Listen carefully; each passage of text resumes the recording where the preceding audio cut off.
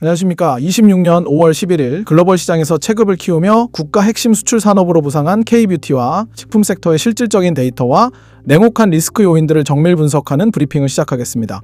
오늘 브리핑은 화려한 수식어를 배제하고 오직 수출 통계 수치와 기업들의 사업 다각화 실체, 그리고 지정학적 물류 위기가 마진 구조에 미치는 영향을 바탕으로 K 콘텐츠 섹터의 주가 향방을 냉정하게 진단하겠습니다. 한국 화장품 수출은 2025년 말 기준으로 114억 3천만 달러를 기록하며 역대 최고 실적을 다시 한번 경신했습니다. 이는 전년 대비 12.3% 증가한 수치로 한국 화장품이 단순한 한류 소비재를 넘어 국가의 핵심 수출 동력으로 완전히 안착했음을 보여주는 냉정한 데이터입니다. 가장 주목할 점은 시장의 주도권이 중국에서 미국으로 완전히 이동했다는 냉혹한 사실입니다. 2025년 기준 대미 수출액은 22억 달러를 기록하며 중국의 20억 달러를 처음으로 추월하고 미국이 한국 화장품의 최대 수출국으로 등극했습니다.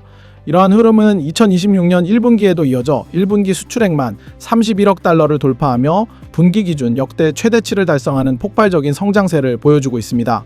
미국 내 주요 인디 브랜드들이 아마존과 틱톡숍 그리고 세포라 같은 대형 오프라인 리테일러 입점을 본격화하면서 기초화장품 위주에서 색조와 바디 제품까지 카테고리가 확장되고 있다는 점이 주가 상단을 밀어올리는 실질적인 엔진입니다.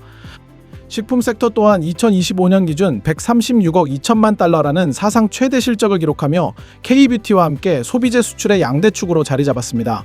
농식품 수출액은 104억 1천만 달러를 넘어섰으며 특히 라면 품목은 연간 15억 2천만 달러의 수출고를 올리며 글로벌 시장 점유율을 무섭게 확대하고 있습니다.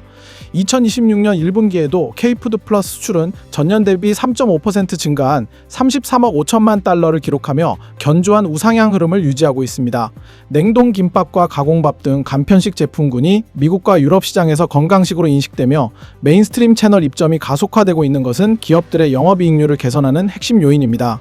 소스류와 아이스크림 등 부가 품목들의 수출 또한 각각 4억 달러와 1억 달러를 돌파하며 포트폴리오의 다변화가 성공적으로 진행되고 있음을 숫자로 증명하고 있습니다. 하지만 원재료 가격의 변동성과 글로벌 경기 위축에 따른 소비 심리 변화는 언제든 기업들의 마진 구조를 위협할 수 있는 냉엄한 변수로 작용하고 있습니다.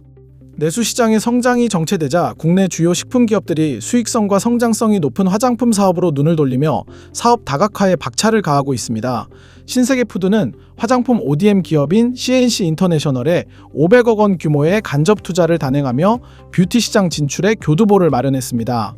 하이트진로 역시 계열사인 서영 ENT를 통해 화장품 ODM 업체인 B&B 코리아를 인수하며 화장품 제조 사업에 직접 뛰어드는 냉정한 결단을 내렸습니다. 오리온 또한 바이오와 뷰티 부문을 신성장 동력으로 점찍고 관련 투자를 확대하며 본업과의 시너지를 모색하고 있습니다. 식품 기업들이 화장품 시장을 탐내는 이유는 원재료 시세에 따라 이익률이 널뛰는 식품 사업과 달리 화장품은 제조 원가율이 상대적으로 일정하고 영업이익률이 훨씬 높기 때문입니다. 하지만 화장품 시장은 트렌드 변화가 극심하고 마케팅 경쟁이 치열한 비정 영역인 만큼 전문성 없는 진출은 오히려 기존 자본을 잠식하는 리스크가 될 수 있음을 경계해야 합니다. 화려한 수출 실적 이면에는 물류비 상승과 규제 강화라는 냉혹한 현실이 도사리고 있습니다.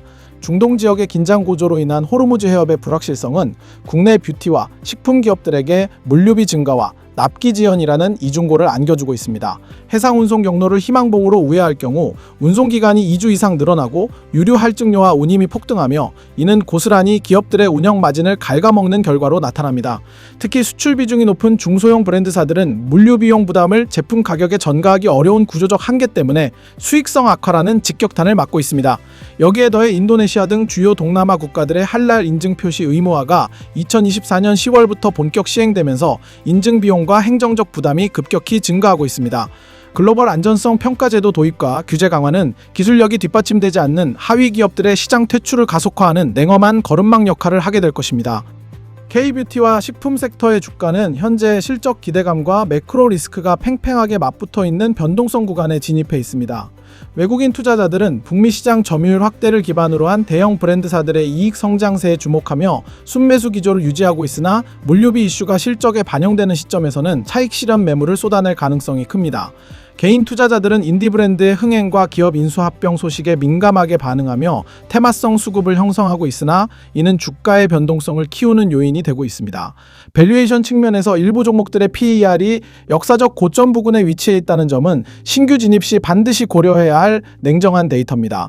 향후 주가의 향방은 수출 물량의 증가세가 물류비와 원가 상승분을 충분히 상쇄하고도 남을 만큼 강력한지를 증명하는 분기 실적 숫자에 의해 결정될 것입니다. 결론적으로 K뷰티와 식품 섹터는 미국과 글로벌 시장으로의 영토 확장을 통해 제2의 전성기를 누리고 있으나 지정학적 위기와 규제 장벽이라는 냉혹한 파고를 넘어야 하는 과제를 안고 있습니다. 주가는 더 이상 막연한 한류 열풍이 아닌 실제 통관 데이터와 영업이익률이라는 냉엄한 숫자로 수렴하게 마련입니다. 투자자 여러분께서는 단기적인 뉴스 흐름에 일희일비하기보다 주요 수출국의 점유율 추이와 원가 관리 능력을 수치로 확인하는 냉정한 자세를 유지하시길 바랍니다. 수출 성장 속도가 둔화되거나 물류 리스크가 장기화될 경우 주가는 가차없이 하향 조정될 수 있다는 것이 시장의 비정 논리입니다. 이상으로 K뷰티와 식품 섹터에 대한 심층 분석 브리핑을 마칩니다. 수고하셨습니다.